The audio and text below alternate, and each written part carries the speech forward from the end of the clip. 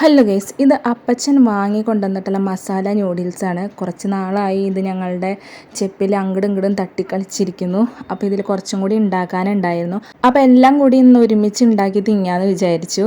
അപ്പോൾ ആദ്യം തന്നെ ഒരു ചട്ടിയിലോട്ട് വെളിച്ചെണ്ണ ഒഴിച്ച് ചൂടായി കഴിയുമ്പോൾ മുട്ട, കുറച്ച് മഞ്ഞൾപ്പൊടിയും ആവശ്യത്തിന് ഉപ്പ് ഇട്ടിട്ട് നമ്മൾ ഇതേപോലെ അങ്ങ് കൊത്തി പൊരിച്ചെടുക്കുകയാണ്.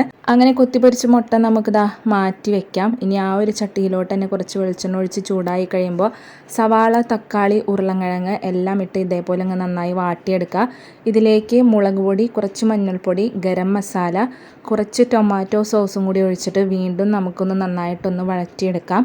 ഇതിലേക്ക് ഞാൻ മസാല ന്യൂഡിൽസിലുള്ള ആ ഒരു മസാല ഉണ്ടല്ലോ, അത് ഞാൻ ആഡ് ചെയ്യാറില്ല.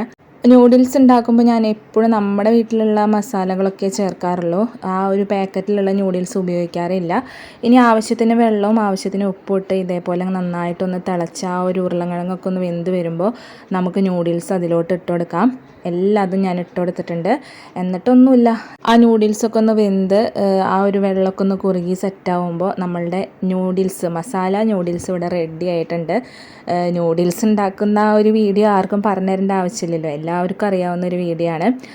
പിന്നെ ന്യൂഡിൽസ് സെപ്പറേറ്റ് വേവിച്ച് വെള്ളം ഊറ്റിയെടുക്കുന്നത് ഞാൻ കണ്ടിട്ടുണ്ട്. ഞാൻ ഇങ്ങനെയാണ് ചെയ്യാറ്. വെള്ളത്തിൽ ആ ഒരു ന്യൂഡിൽസ് ഇട്ട് അത് നന്നായി കുറുകി വരുന്ന ആ ഒരു പാകമാകുമ്പോൾ ഞാൻ ഇറക്കിയെടുക്കും. എന്നിട്ട് കുറച്ച് ഡ്രൈ ആവാതെ കുറച്ച് കുഴമ്പ് വരുമ്പം, അതെങ്ങനെയാണ് പറഞ്ഞു തരേണ്ടതെന്ന് എനിക്കറിയില്ല. അങ്ങനെ ന്യൂഡിൽസൊക്കെ വെന്ത് സെറ്റായപ്പോൾ ഞാൻ അതിൻ്റെ മേലെ നമ്മളുടെ മുട്ടയും കൂടി ഇട്ടിട്ടുണ്ട്. ഇതാ കണ്ട, ഈ ഒരു പരുവത്തിനായപ്പോൾ ഞാൻ എടുത്തിട്ടുണ്ട്.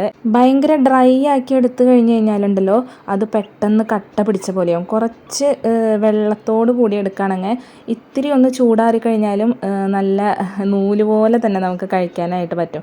അങ്ങനെ 4 പേർക്കാണ് ഞാനിപ്പോൾ പാത്രത്തിലാക്കിയിട്ടുള്ളത്. ചേട്ടന്, എനിക്ക്, പിന്നെ 2 പിള്ളേർക്ക്.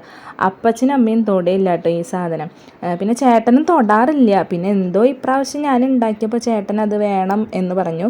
പിന്നെ അതിൽ വെച്ചിട്ടുള്ള കുക്കുംബർ ഉണ്ടല്ലോ, അത് ഈ 2 പിള്ളേർക്കും ഭയങ്കര ജീവനാണ്. അപ്പോൾ അതും വെച്ച് കൊടുത്തിട്ടുണ്ട്. പാത്രത്തിലാക്കിയതും കൊണ്ടുപോകണം കണ്ടോ. ചില നേരത്ത് പിള്ളേർ തിങ്ങണ കാണുമ്പോൾ എനിക്കും കുറച്ച് കൊതിയൊക്കെ തോന്നും. അങ്ങനെ ഞാനും കഴിക്കാൻ പോവാം കേട്ടോ.